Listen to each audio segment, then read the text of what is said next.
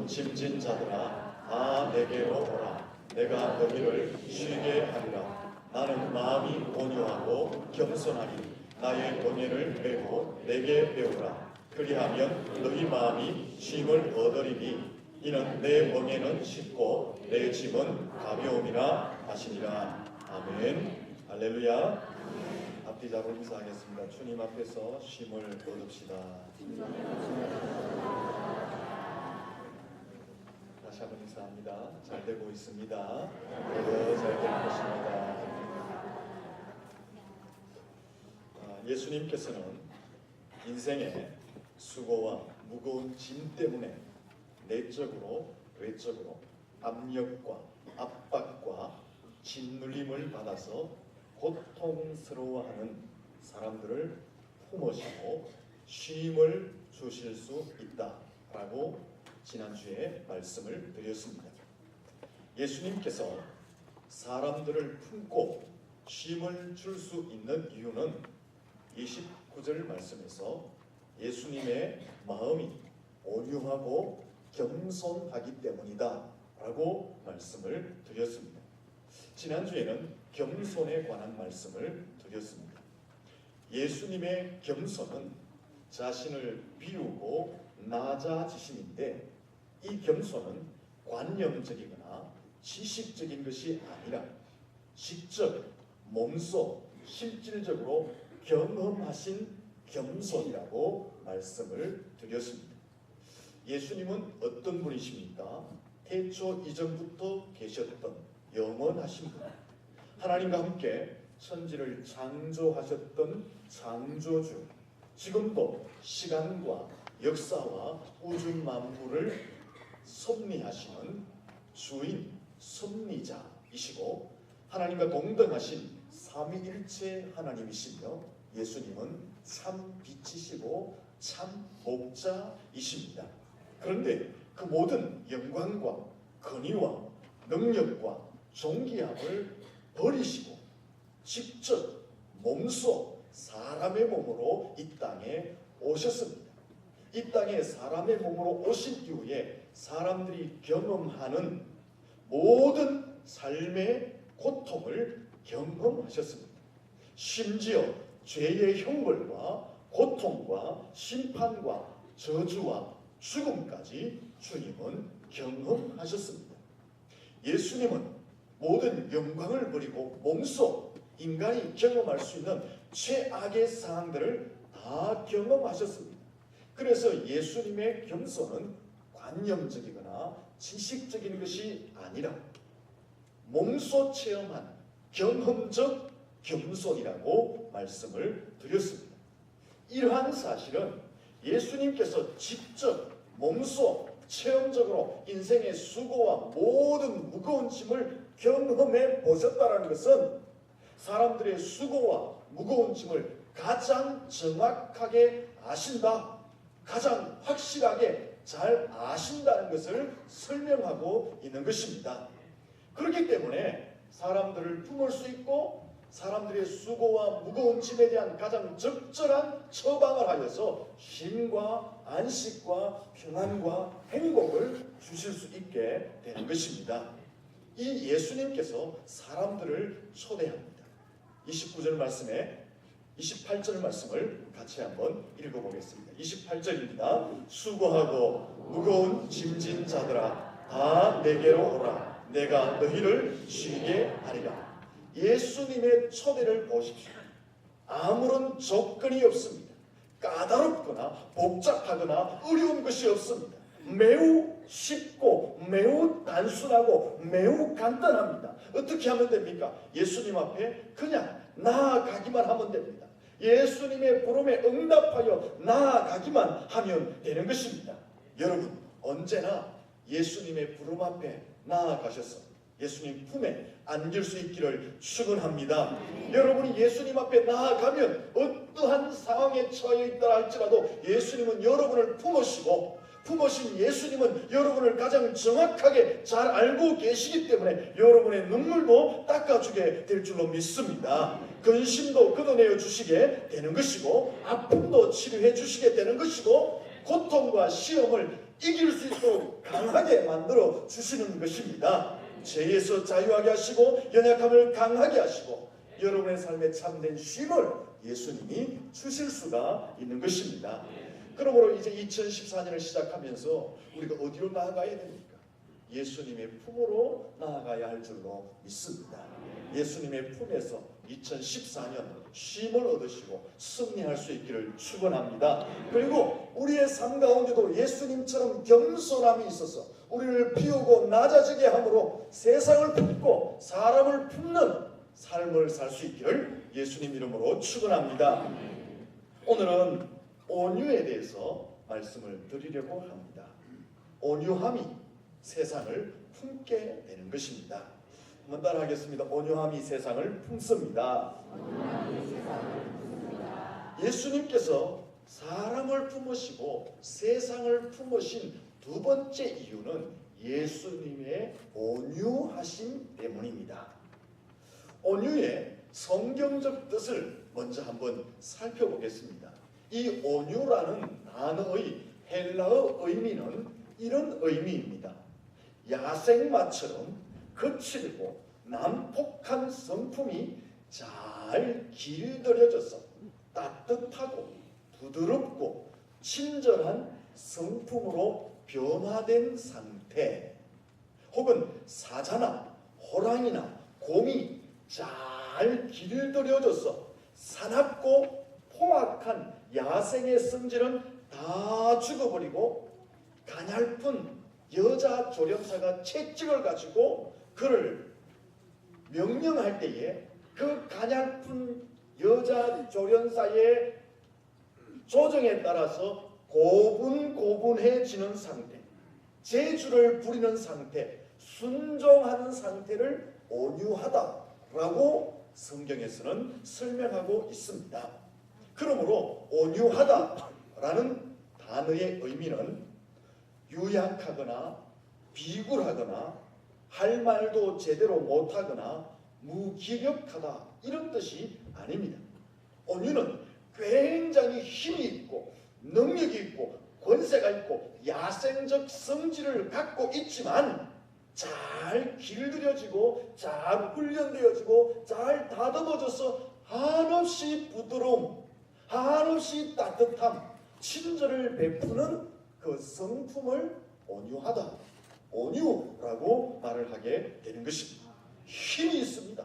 능력이 있습니다. 야생적 기질이 있습니다. 권세가 있습니다. 그래서 상대방을 당장 제압할 수 있습니다. 당장 복수할 수 있습니다. 당장 한 손으로 때려 눕힐 수 있습니다. 당장 복수하여서 갚아줄 수 있습니다. 하지만 훈련되어지고 다듬어졌기 때문에 자기의 힘을 그렇게 쓰지 않고 오히려 용서해주는 것, 부드럽게 대해주는 것, 사랑을 베풀어주는 것, 선하게 대하고 친절을 베풀어주는 것을 온유하다라고 설명하는 것입니다. 우리 한번 옆 사람에게 인사하겠습니다. 나는 부드럽고 따뜻하고 친절한 사람입니다. 왜 시끄럽습니까? 인사하세요. 다시 한번 좀 크게 하세요. 나는 부드러운 남자야. 나는 부드러운 여성이야. 제가 좀 찔립니다, 사실은. 이 온유라는 뜻이 이런 의미가 있는데 사실 세상에서는 이 온유라는 말을 크게 좋아하지 않는 것 같습니다. 왜냐하면 아직도 온유라는 말을 쓰면 세상에서는 훈련되어지고 잘 다듬어졌다라고 생각하지 않고 유약해 보이고 무기력해 보이고 우유부단해 보이고 비굴해 보이고 자기 할 말도 제대로 못하는 그런 이미지를 세상에서는 가지고 있기 때문에 세상에서는 온유라는 말을 달갑게 여기지 않는 것 같습니다.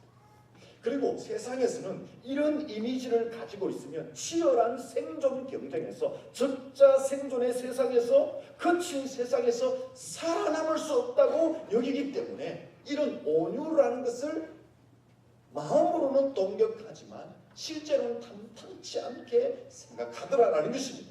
그래서 요즘 사람들은 무조건 강해야 된다. 강한 자가 이긴다. 강한 것이 좋다. 절대 약한 모습을 보여주면 안 된다. 이런 말과 이런 생각들을 가지고 사람들이 살아갑니다. 그래서 부모님들도 보면 자식들에게 교육할 때 은근히 이런 교육을 시킵니다. 강해야 돼. 그런 교육을 은근히 자식들에게 시키더라라는 것입니다. 그러므로 현대인들에게는 이 온유라는 말이 그렇게 좋게만 받아들여지지 않는 것 같습니다. 그러나 성경이 말하는 온유는 결코 유약하거나 무기력하거나 비굴하거나 제대로 할 말도 못하는 연약함을 이야기하는 것이 아니라 사자나 호랑이처럼 강한 힘이 있고 강한 능력이 있고 강한 권세가 있고 야성의 성질이 있지만, 그래서 당장 상대방을 제압하고 당장 복수할 수 있고 때려 눕힐 수 있고 갚아줄 수 있지만, 훈련되어지고 다듬어져서 그렇게 하지 않고 부드럽게 대하는, 따뜻하게 대하는, 친절을 베푸는 것을 성경에서는 온유라고 말을 하는 것입니다. 온유라고 하는 것은 강하지만 잘 훈련되어서 부드러움이 나타나는 것, 그것을 온유라고 말을 하는 것입니다. 여러분, 힘이 있고 권세가 있고 능력이 있고 강한 야성을 가진 사람이 잘 길들여져서 온유함이 나타나고 부드러움이 나타나고 친절함이 나타나고 선하게 대해주는 그 모습들이 나타나면 얼마나 많은 것을 품을 수가 있겠습니까? 그런 상태에서 세상을 품을 수가 있고 사람들을 품어서 힘을 주고 용기를 주고 위로해주고 세워줄 수 있게 되는 줄로 믿습니다. 예수님의 온유하심이 바로 이런 것이었습니다. 물론 예수님은 훈련되어진 온유함이 아닙니다. 예수님 성품 자체가 온유하신 분입니다. 그러므로 예수님은 유약한 온유가 아니라는 것입니다. 예수님의 온유는 어떤 온유일까? 예수님이 어떤 분이시죠? 이미 말씀을 드린 것처럼 영원 전부터 하나님과 계셨던 영원하신 분입니다. 하나님과 함께 천지 만물을 창조하신 창조주이십니다. 그 창조하신 것을 지금도 다스리시고 섭리하시는 주인이시고 섭리자이십니다. 창조주 하나님과 함께 삼위일체로 계시는 삼위일체 하나님이십니다. 그리고 마태복음 26장 53절에 보면 예수님은 12군단도 더 되는 천사를 동원할 수 있는 권세가 있다고 말합니다. 열왕기하 19장 35절에 보면 여호와의 사자가 하루 밤 사이에 아수르 군대 18만 5천 명을 싹 쓸어서 죽이거든요. 거기 보면 여호와의 사자가 단수로 사용되었습니다. 단수로 사용되어졌다는 것은 하나님의 사자 천사 하나가 이 땅에 강력한 군대 18만 5천 명을 하룻밤 사이에 없앴다는 것입니다. 근데 지금 예수님은 마태복음에 오니까 그런 사자, 그런 천사를 12군단이나 더 동원할 수 있는 권세가 있다. 12군단이면 얼마나 될까요? 보통 군단은요 2만 명에서 8만 명. 근데 12군단이나 더 되는 강력한 천사들과 사자를 동원할 수 있는 권세가 예수님께 있다라는 것입니다. 예수님 어떤 분이 이런 권세, 이런 영광, 이런 능력, 이런 위엄을 가진 분이시다라는 것입니다. 그런데 이 땅에 오셔서 예수님이 사역하실 때는 너무 온유하셨다라는 것입니다. 가난하고 헐겁고 힘든 자들에게 예수님은 부드럽게 친절하게 그들을 대하시고 위로하시고 세워주는 사역을 하셨습니다. 제사장들과 서기관들과 바리새인들이 예수님을 향해서 비난하고 조롱하고 함정을 파서 모함하고 거기에 빠뜨려도 예수님은 대항치 않으셨습니다. 가룟 유다가 배신하여서 칼과 뭉치를 들고 예수님을 잡으려고 군병들과 함께 왔을 때에 그때 제사장은 흥분했습니다. 흥분한 제사장이 베드로가 칼을 빼어서 제사장 말고의 길을 잘랐습니다.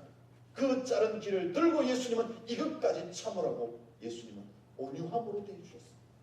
예수님이 십자가에 달리셨습니다. 십자가에 달려 돌아가실 때에 예수님은 자기를 못 박은 자들을 향해서 하나님 아버지 저들의 죄를 사하여 주옵소서.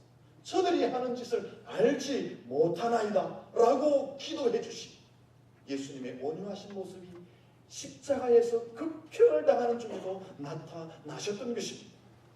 이것이 예수님의 온유하심인 줄로 믿습니다. 예수님은 권세와 능력과 위엄과 권위를 가지셨기 때문에 굳이 천사 하나님의 사자 12군단을 동원하지 않아도 예수님 자체의 권력만 가지고도 입김으로 한번 훅 불어버리면요, 그 당시 모든 상을 단숨에 제압할 수 있습니다. 단숨에 평정할 수 있습니다. 예수님 자신의 권세만을 가지고도 세상을 단숨에 정리할 수 있습니다. 하지만 예수님은 그렇게 하지 않으시고 사람들에게 온유함으로 대해 주셨던 것입니다. 부드럽게, 따뜻하게, 친절하게, 사랑으로 용서하고 선대해 주셨던 것입니다. 왜 예수님이 이렇게 하셨을까요? 이 온유함이 세상을 품을 수 있고 사람을 품을 수 있기 때문에 그렇습니다. 만약에 예수님께서 이 땅에 계시면서 사람들이 행하는 불법들, 사람들이 행하는 잘못을 보면서 다 자신이 가진 권세를 가지고 갚아주기 시작했다면, 복수하기 시작했다면, 그 잘못에 대해서 벌을 주기 시작했다면, 지금은 그 예수님을 향해서 사람들이 예수님은 독골이시다, 그래서 예수님을 두려워했을 것입니다. 그 두려움에 사람들이 머리를 숙일 줄 모르지만 그의 가슴에 지금은 품어지지 않을 것입니다. 하지만 예수님은 힘과 권세와 능력을 가졌지만 12군단이나 더 되는 천사들을 동원할 수 있는 능력을 가졌지만 입김 한 번으로 모든 상황을 한 번에 평정할 수 있는 권위를 가지셨지만 예수님은 항상 온유함으로 사역하셨습니다. 이 온유함이 세상과 사람들을 품게 된 줄로 믿습니다. 여러분, 온유한 사람이 세상을 품게 됩니다. 이것은 역사가 증명하고 있습니다. 옆 사람이 한번 인사하겠습니다. 온유한 사람이 세상을 품습니다. 이 역사를 한번 쭉 보십시오. 강력한 힘으로 대제국들이 세워졌습니다. 이집트, 아수르, 바벨론, 페르시아, 로마, 이런 나라들은 강력한 힘으로 대제국이 되었습니다. 근데 지금은 어떻습니까? 다 사라지고 없습니다. 역사 속의 흔적과 자취만 남겼을 뿐이지 그 대국들은 이미 다 사라지고 없습니다. 알렉산더, 징기스칸, 나폴레옹, 히틀러, 이런 사람도 강력한 힘을 가지고 그 당대의 세계를 자기 한 손에 움켜쥐었던 사람입니다. 자신의 그 권력과 힘을 가지고 천세 만세를 누릴 거로 생각했습니다. 하지만 한 세기가 가기 전에 그들도 역사 속에 다 사라지고 말았습니다. 칼과 힘을 가지고 세상을 움켜잡았지만 흔적만 남겼을 뿐이지 그들은 사라지고 말았습니다. 반면에 한없이 나약했고 초라해 보였고 그 존재조차 희미하여서 사람들에게 별 관심을 끌지 않았던 예수님, 기독교는 2000년 역사가 지나오면서 생명력을 유지해 왔을 뿐 아니라 지금 전 세계에 편만해 있는 것입니다. 전 세계를 정복하고 전 세계를 다스리고 있는 것입니다. 예수님과 기독교가 전 세계의 사상, 문화, 삶, 정치, 경제를 정복하고 다스리고 있는 것입니다. 프랑스의 전쟁 영웅 나폴레옹을 잘 아시죠? 나폴레옹의 유명한 말이 뭡니까? 내 사전에는 불가능이 없다 했어요. 근데 그도 사라지고 말았어. 그가 나중에 말년에 유배를 받아서 세인트 헬레나 섬에서 마지막 최후를 쓸쓸하게 맞이합니다. 그 나폴레옹이 이런 유언을 남겼습니다. 나는 오늘까지 나의 영토와 나의 권세를 위해서 일했고 나의 부활을 얻기 위해 싸웠는데 지금 내 것은 하나도 없다. 그러나 예수님은 영토도 없고 부활도 없이 십자가 십자가 위에서 힘없이 죽었는데 오늘날 그를 따르는 자가 왜 그리 많은가? 자기는 권세와 영토와 부활을 위해서 엄청난 에너지를 쏟았는데 하나도 없다는 거예요. 근데 예수님은 영토도 없고 부활도 없이 십자가에 죽었는데 지금 그를 따르는 사람이 왜 그렇게 많은가? 그러면서 그가 이렇게 고백합니다. 나는 이제야 알았노라. 나는 강한 병정을 모았는데 예수님은 사랑을 나누어 주었다라는 유언을 남겼습니다. 이 나폴레옹의 유언은 무슨 말입니까? 강한 사람이 마지막까지 승리하는 것이 아니라는 말을 하고 있는 것입니다. 온유한 사람이, 사랑을 베푸는 사람이 마지막에 승리하게 된다는 것을 역사를 통해서 증언해주고 있는 것입니다. 사랑하는 성도 여러분, 강한 자가 승리하는 것이 아니라 온유한 자가 세상을 품게 되는 줄로 믿습니다. 온유한 자가 승리하게 되고 온유한 자가 세상을 정복하게 되는 줄로 믿습니다. 그러므로 우리는 온유함으로 우리의 성품을 다듬어 가야 됩니다. 옆 사람에게 인사하겠습니다. 우리의 성품을 온유함으로 다듬어 갑시다. 온유하면요, 그것뿐 아니라 마태복음 5장 5절에 보면 온유한 사람은 무엇을 기업으로 받습니까? 땅을 기업으로 받습니다. 땅을 기업으로 받다니까 눈이 반짝반짝해요. 이 청도가 이상해졌어요. 땅값이 왜 그렇게 비싼지 모르겠어요. 땅 이야기하니까 갑자기 자던 사람은 눈을 번쩍합니다. 여기서 말하는 땅을 기업으로 받는다는 것은 이 지구 땅덩이를 이야기하는 것이 아니라 하나님 나라, 새 하늘과 새 땅, 천국을 이야기하는 거예요. 온유한 자는 천국을 기업으로 받게 되는 것입니다. 여러분이 천국을 기업으로 받으시기를 축원합니다. 그리고 여기 땅을 기업으로 받는다는 것은 천국을 기업으로 받는다는 의미뿐 아니라 현세의 삶에서 세상을 정복한다는 의미예요.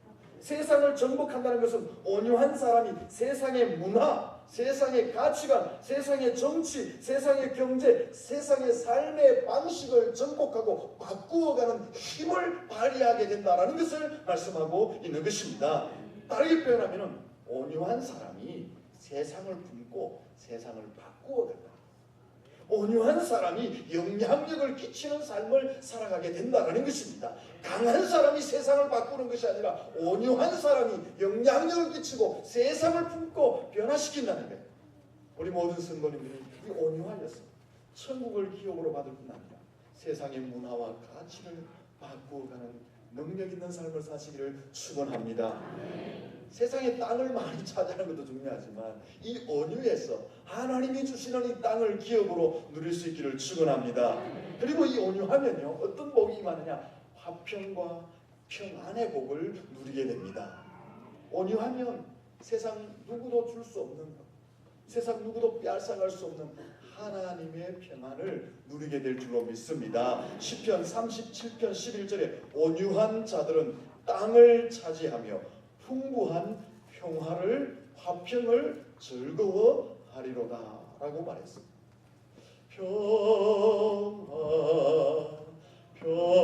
평화로다 하늘 위에서 내려오네 그 사랑의 물결이 영원토록 내 영혼을 덮어서서 할렐루야. 온유한 자가 하늘로부터 내려오는 평안을 누리게 될 줄로 믿습니다. 여러분, 온유하면 제일 먼저 자기 자신이 평화와 행복감을 누립니다. 그리고 온유하면 자신이 행복하기 때문에 자신의 가족과 가정 속에 평안과 행복이 함께 누려지게 되는 것입니다. 온유하면 가장 먼저 자신, 그리고 자신과 함께하는 가족, 가정에 평안과 행복이 깃들게 될 줄로 믿습니다. 그리고요, 온유하면 주변 사람들이 편안해져요. 온유한 사람들이 있는 곳에는 주변의 환경조차도 여유를 갖게 되는 것입니다. 하지만 거칠고 난폭하면요, 주변 사람들이 다칠 뿐 아니라 가장 먼저 자기가 다칩니다. 자기 주변에 있는 가족과 가정이 힘들어지게 되는 것입니다. 사랑하는 성도 여러분, 부드러워지고 따뜻해지시고 친절해지시고 선하게 대하는 온유함을 품을 수 있기를 축원합니다. 그렇게 되면 먼저 자신이 평안해지고 가족과 가정이 평안해지고 주변 사람들이 평안해지고 주변의 여건들이 여유로워지게 되는 줄로 믿습니다. 결국 온유한 자가 어떻다는 거예요? 세상을 품을 수 있다는 것을 말씀을 드렸습니다. 이제 마지막으로 하나 남은 것이 있습니다. 어떻게 하면 내가 온유한 성품을 가질 수 있느냐 하는 것입니다. 이 온유함은요, 선천적으로 주어지는 것이 아닙니다. 이 온유함은요, 노력으로 얻을 수 있는 것도 아닙니다. 이 온유함은 갈라디아서 5장 23절에 보면 성령의 열매라고 말씀하고 있습니다. 갈라디아서 5장 23절 다 같이 한번 해볼까요? 시작. 오직 성령의 열매는 사랑과 희락과 화평과 오랜 참음과 자비와 양성과 충성과 온유와 절제라고 말했습니다. 성령의 열매, 온유라고 말하고 있습니다. 온유가 성령의 열매라는 것은 성령님이 사람 속에 오셔서 사람의 성품과 가치와 삶을 지배하고 다스려주고 다듬어질 때에 맺어지는 것이 온유라고 말하고 있는 것입니다. 그러므로 성령님이 우리 속에 계시고 우리를 다스려 주실 때에 우리가 비로소 온유함이 나타날 수 있다라고 말씀하고 있는 것입니다. 여러분 베드로 한번 보세요. 온유한 사람이 아니었어요. 함부로 말하고 과격하고 거칠고 다혈질적인 사람이었습니다. 하지만 그가 오순절 성령이 임하였을 때 성령을 받고는 그가 온유한 사람으로 바뀌어지는 것입니다. 사랑의 사도가 누굽니까?